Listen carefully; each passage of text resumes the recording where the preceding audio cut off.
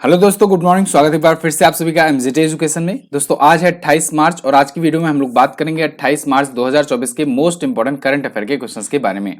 Video पूरा ध्यान से देखिएगा, वीडियो पूरी डिटेल में आपको समझाई गई है। अगर जो भी एक्स्ट्रा पॉइंट बनते हैं उनको भी रिविजन में बताया गया है, तो उनको आप अच्छे से ध्यान से देखोगे ना तो फिर आपको बहुत ही बेहतरीन कॉन्टेंट मिलेगा।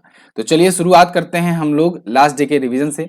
कल हम लोगों ने जो चीजें पढ़ी थी उसका 1 मिनट में रिविजन करेंगे, फिर आज की तरफ बढ़ेंगे। कल हम लोगों ने पढ़ा था वर्ल्ड थिएटर डे मनाया जाता है 27 मार्च को। इसके अलावा केरल के समुद्र तट में खोजे गए आइसोपॉड की नई प्रजाति का नाम इसरो के नाम पर रखा गया है। और अभी चुनाव आयोग ने दिव्यांग व्यक्तियों के लिए सक्षम ऐप लॉन्च किया था। इसके अलावा इजराइल हमास संघर्ष के प्रत्युत्तर में भारतीय नौसेना ने ऑपरेशन संकल्प शुरू किया है हिंद महासागर में। और ऑस्ट्रेलियाई ग्रांड प्रिक्स F1 रेस जो है वो कार्लोस साइंज ने जीत लिया है। इंडियन स्टील एसोसिएशन के नए अध्यक्ष बन गए हैं नवीन जिंदल। इसके अलावा भारतीय वैज्ञानिक प्रोफेसर जयंत मूर्ति जी के नाम पर एक क्षुद्रग्रह, एक एस्टेरॉयड का नाम रखा गया है। गवर्नेंस नाउ की 10वें PSU अवार्ड में हिंदुस्तान शिपयार्ड लिमिटेड को 3 पुरस्कार मिले हैं। इसके अलावा इलाहाबाद हाई कोर्ट ने मदरसा शिक्षा अधिनियम को रद्द कर दिया है। संघ लोक सेवा आयोग यानी UPSC के नए निदेशक बने हैं हंसा मिश्रा। ये टॉप 10 करंट अफेयर के क्वेश्चन थे जिनका आपने 1 मिनट में किया है रिवीजन। अब हम लोग बात करेंगे आज की करंट अफेयर की, लेकिन इसकी क्विज और PDF आपको MJT ऐप पर दी जाती है बिल्कुल फ्री में, तो आप उसका फायदा उठाइए। पहला क्वेश्चन, 24 मार्च को विश्व कबड्डी दिवस के अवसर पर भारत ने कुल कितने खिलाड़ियों की भागीदारी के साथ गिनीज वर्ल्ड रिकॉर्ड बनाया? तो दोस्तों 24 मार्च को विश्व कबड्डी दिवस मनाया गया और इस अवसर पर भारत के 128 खिलाड़ियों ने मिल करके एक इवेंट में साझेदारी की, मतलब कि इकट्ठा हुए और ये बन गया एक वर्ल्ड रिकॉर्ड। एक्चुअल में एक डील साइन होनी थी भारत की कबड्डी को लेकर के, उसको विश्व स्तर पर अच्छे लेवल में ले जाने के लिए एक इवेंट हुआ था जिसमें holistic international overseas sport association था और हरियाणा सरकार थी। दोनों ने मिलकर के वैश्विक स्तर पर कबड्डी को भारत में बढ़ाने के लिए एक समझौता किया। इसी समझौते के इवेंट में भारत के 128 खिलाड़ी इकट्ठा हुए थे।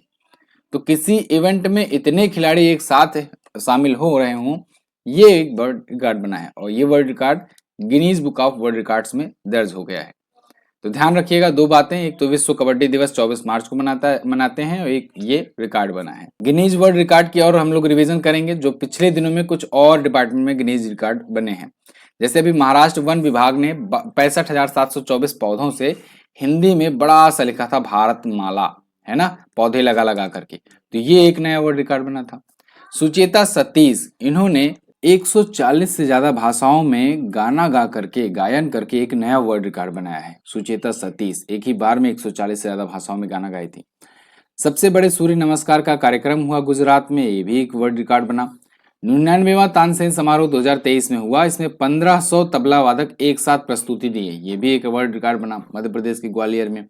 और पुणे में सबसे बड़ी पठन गतिविधि का रिकॉर्ड बना। ये गिनीज वर्ल्ड रिकॉर्ड है लेटेस्ट कुछ। आगे बढ़ते हैं। हुरून रिसर्च की 2024 ग्लोबल रिच लिस्ट के अनुसार कौन सा शहर एशिया का सब नया अरबपति केंद्र बनकर उभरा है?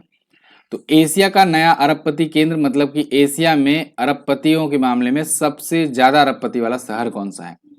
ये रिपोर्ट हुरून रिसर्च के द्वारा जारी की गई है और इसमें बताया गया है एशिया में टॉप पर है मुंबई। मुंबई ने बीजिंग को पीछे छोड़ दिया है। बीजिंग में अब 91 अरबपति हैं और मुंबई में अब 92 अरबपति हो चुके हैं। तो ये बात ध्यान रखना कि अरबपति का केंद्र बन गया है मुंबई पूरे एशिया में। अब तक तो इंडिया के ये फाइनेंस कैपिटल है ही मुंबई, तो इंडिया के सबसे ज्यादा अरबपति यहाँ पर रहते थे, लेकिन अब समझो एशिया में सबसे ज्यादा अरबपति यहीं रहते हैं। तो टोटल 91 अरबपति। अच्छा, अब अरबपतियों में यहाँ पर लिस्ट जारी की गई है, जो इसमें यह भी देखा गया है कि अरबपतियों में ऐसे अरबपति जिनके पास संपत्ति 1000 करोड़ की है उसको माना जा रहा है, उसको मतलब इसमें शामिल किया गया है, काउंट किया गया है। ऐसे 92 अरबपति हैं। सोचो अभी पिछले ही साल 26 नए अरबपति शामिल हुए हैं इस लिस्ट में। तो अभी हुरून रिसर्च ने ग्लोबल रिच लिस्ट जारी की थी, उसी में ये बात का खुलासा किया इसने। अगर टोटल बात की जाए तो भारत में कुल 271 अरबपति हैं। चीन में अभी अरबपतियों की संख्या के मामले में बहुत ज्यादा है, 814 अरबपति हैं, लेकिन ओवरऑल चाइना में है, उसमें बीजिंग मतलब किसी एक शहर में इतने ज्यादा हो, इस मामले में मुंबई ज्यादा है। ठीक है जी। पहले पर 119 अरबपति के साथ सबसे टॉप पर है न्यूयॉर्क, सेकंड पर लंदन है, थर्ड पर मुंबई है ओवरऑल में।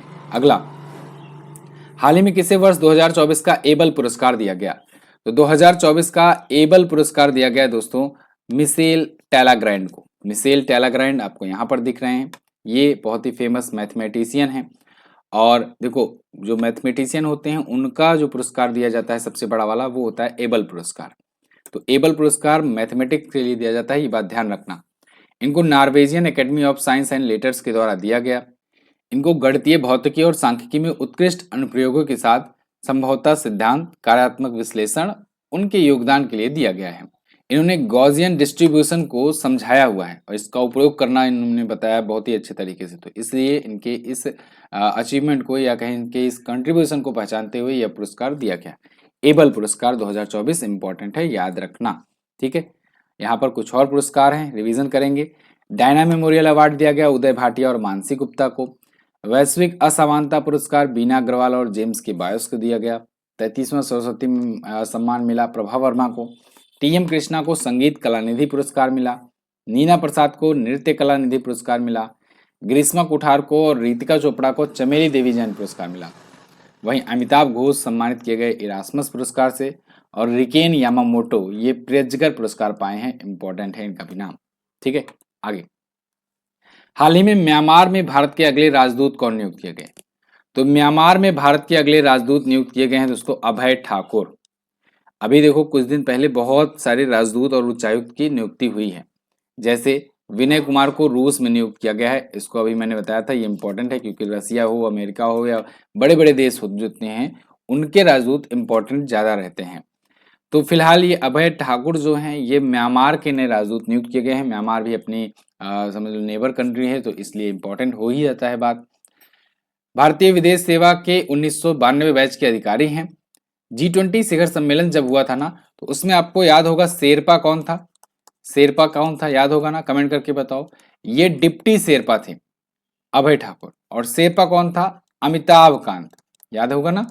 अमिताभ कांत जो हैं ये शेरपा थे, ये क्वेश्चन पूछा जाएगा, कई बार मैंने बताया आपको।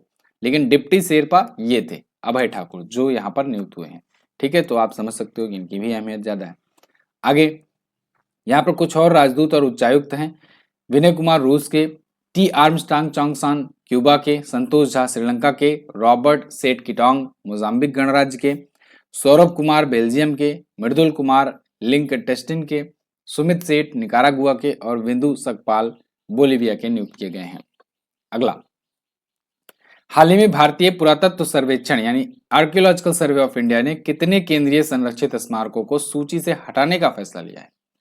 तो दोस्तों, भारतीय पुरातत्व सर्वेक्षण जो है इसने 18 ऐसी इमारतें जो हैं उसको लिस्टेड की हैं, पॉइंट की हुई हैं, जिनको हटाया जाएगा। हटाया जाएगा मतलब कहाँ से? इसकी लिस्ट से, जो आर्कियोलॉजिकल सर्वे ऑफ इंडिया की जो लिस्ट होती है उस लिस्ट से इनको हटाया जाएगा कि नहीं, अब ये पुरातत्व के सर्वेक्षण के लिए यूजफुल नहीं है, मतलब काम की नहीं है। आपको जानना चाहिए कि ये जो भारतीय पुरातत्व सर्वेक्षण है ना, ये जांच करता है कि कहाँ कहाँ पे कौन कौन से ऐसे स्थल हैं जहां पर पुरातात्विक साक्ष्यों की जरूरत है, उन पर सर्च करना जरूरी है, उनके बारे में डिटेल जानना जरूरी है, कब बनी, कहाँ बनी, कैसे क्या क्या हुआ, कौन सी घटनाएं हुई थी जिस वजह से कुछ चीजें इमारतें जो डिस्ट्रॉय हुई रहती हैं, क्यों डिस्ट्रॉय हुई थी, कोई युद्ध हुआ था या किसी राजा ने आक्रमण किया था, क्या बातें हुई थी आखिर, ये सब ये करता है। साथ ही साथ उनका संरक्षण भी करता है।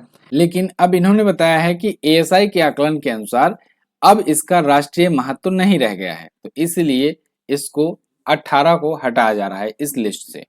अभी अगर बात करें तो आर्कियोलॉजिकल सर्वे ऑफ इंडिया का पूरे इंडिया में भारत में 3693 स्मारक हैं जिसके दायरे में आते हैं। लेकिन अब ये जब 18 हट जाएंगे पूरी तरीके से, तब ये 3675 ही रह जाएगी संख्या। तो इतने स्मारक हैं जो आर्कियोलॉजिकल सर्वे ऑफ इंडिया के अंतर्गत देखे जा रहे हैं।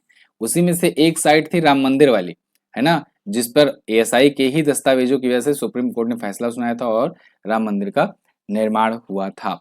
आर्कियोलॉजिकल सर्वे ऑफ इंडिया का ही, मतलब आप देखते हो जब भी कोई जिक्र होता है तो सरकार जो है इससे जांच कराती है और इसी की रिपोर्ट जो है कोर्ट में मानदेय होती है। ठीक है ना। वैसे कल मैंने आपसे पूछा था कि आप लोग गेस कीजिएगा मैं कहाँ जा रहा हूँ, किस वजह से लेट भी हुआ, इसी वजह से आज वीडियो। बहुत सारे लोग हमारा शादी करा दिए, बहुत सारे लोग जो है हमको चांद पर भेज दिए मतलब बहुत बहुत जगह भेज दिए, लेकिन फिलहाल मैं जा रहा था प्रभु श्री राम के दर्शन करने और कल बहुत ही भव्य तरीके से दर्शन हुआ और फाइनली हम लोग भी श्री राम भगवान के रामलला के दर्शन कर लिए और अब वापस से लौटना है लखनऊ और उसके बाद फिर अपने वही पुराने काम में जुटेंगे और खूब अच्छे तरीके से और ज़्यादा जोश जुनून के साथ आपकी तैयारी में मदद करेंगे। जो भी कंट्रीब्यूट कर पाते हैं अपने हिसाब से वो करेंगे दोगुनी रफ्तार से। फिलहाल अभी के लिए आप भी दोगुनी रफ्तार से तैयारी कर सकते हो। टेक्स्ट बुक का प्रीमियर लीग शुरू हो चुका है। मात्र 175 रुपए में दोस्तों टेक्स्ट बुक पास दिया जा रहा है, मतलब ह्यूज ड्रॉप, इतना तो आपने कभी नहीं देखा होगा। ईयरली टेक्स्ट बुक पास मात्र 175 में और टेक्स्ट बुक पास प्रो 263 रुपए में साल भर के लिए। तो एमजेटी कूपन कोड यूज कीजिए, 12% का और डिस्काउंट मिलेगा। ये 28 से 31 मार्च तक ही चल रहा है, इसका आप जरूर फायदा उठाएं। मतलब जो लोग भी अभी तक नहीं लिए हो टेक्स्ट बुक पास या टेक्स्ट बुक पास प्रो, वो जरूर इसको परचेज करें। कोई भी दिक्कत आती, कोई भी डाउट आता है तो आप व्हाट्सएप नंबर जो हमारा होता है उस पर संपर्क कर लिया करें, आपकी पूरी सहायता की जाएगी। ये नंबर है व्हाट्सएप का अपना, इस पर आप मैसेज करोगे तो आपको मदद दी जाएगी, ठीक है ना, जो भी मतलब अगर प्रॉब्लम आ रही होगी। अगला, हाल ही में चुनाव आयोग ने चुनाव प्रक्रिया की निगरानी के लिए कौन सा ऐप लॉन्च किया? तो चुनाव आयोग ने सी विजिल नाम से एक ऐप लॉन्च किया है। ये चुनाव प्रक्रिया की निगरानी करेगा। विजिल मतलब समझ रहे हो, विजिलेंस, ठीक है ना। तो सी विजिल जो है ये चुनाव प्रक्रिया की निगरानी के लिए चुनाव आयोग ने लॉन्च किया है। अभी मैंने कल आपको बताया था सक्षम ऐप।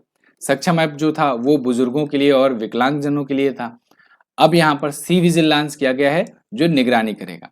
कैसी निगरानी करेगा? ये हर पब्लिक को एक्सेस दिया गया है। अगर कोई पब्लिक है उसके सामने अगर कहीं पर कुछ धोखाधड़ी हो रही है, कोई बूथ कैप्चरिंग टाइप का कुछ करने की कोशिश कर रहा है या कोई ईवीएम से छेड़छाड़ करने की कोशिश कर रहा है या ऐसी कोई सी भी कोई घटना ऐसे दिख रही है जो चुनाव से संबंधित है और लोग उसमें छेड़छाड़ कर रहे हैं, मतलब पारदर्शिता नहीं है, आने की कोई संभावना है, तो जनता को, किसी भी नागरिक के लिए ये ऐप चुनाव आयोग ने लॉन्च करके दिया है कि आप वीडियो बनाओ, फोटो खींचो और उसको इस पर अपलोड करो। जैसे ही अपलोड करोगे 100 मिनट के भीतर भीतर यहाँ पर कार्रवाई करने का जिम्मेदारी दे रहे हैं, क्योंकि भाई आचार संहिता लगी है। ऐसा तो है नहीं कि उसमें आप रिपोर्ट करोगे उसके बाद 2 महीने बाद रिजल्ट आएगा, 2 महीने बाद आएगा तो इधर तो खेला हो गया रहेगा। इसीलिए 100 मिनट के भीतर भीतर यहाँ पर रिपोर्ट पर कार्रवाई करने की भी बात कही है।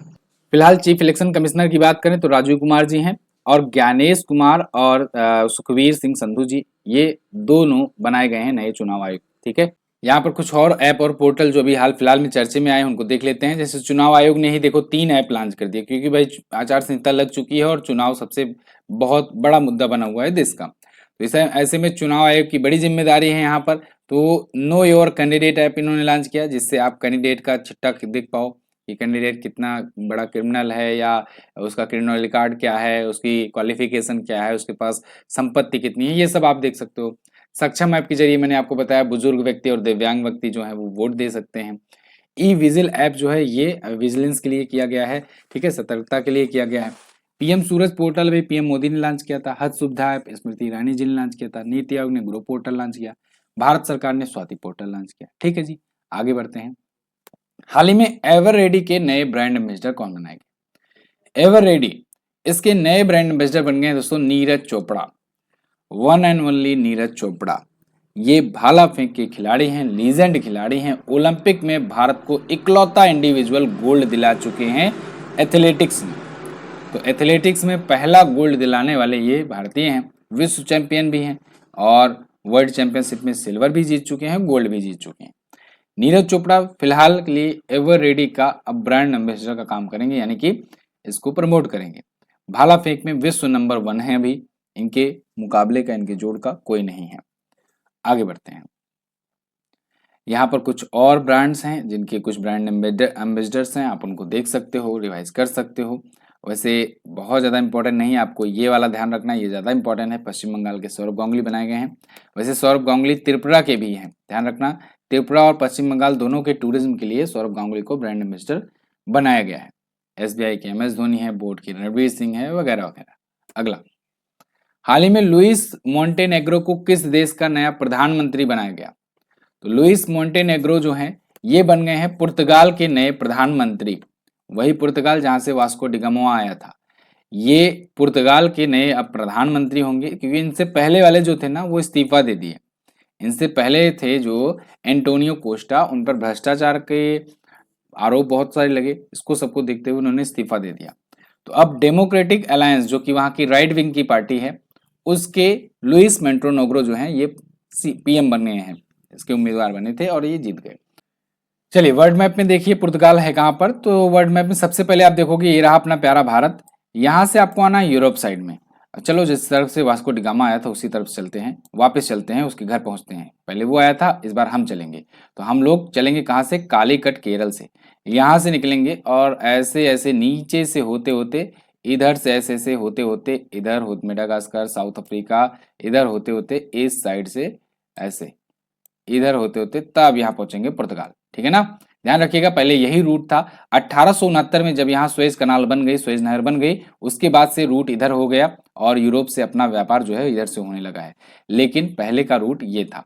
तो पुर्तगाल यहाँ पर है, जो लास्ट में है, यहीं से आया था वास्को डी गामा। लिस्बन इसकी कैपिटल है, राजधानी है। मुद्रा यूरो है क्योंकि यूरोपियन यूनियन का ये भी सदस्य है।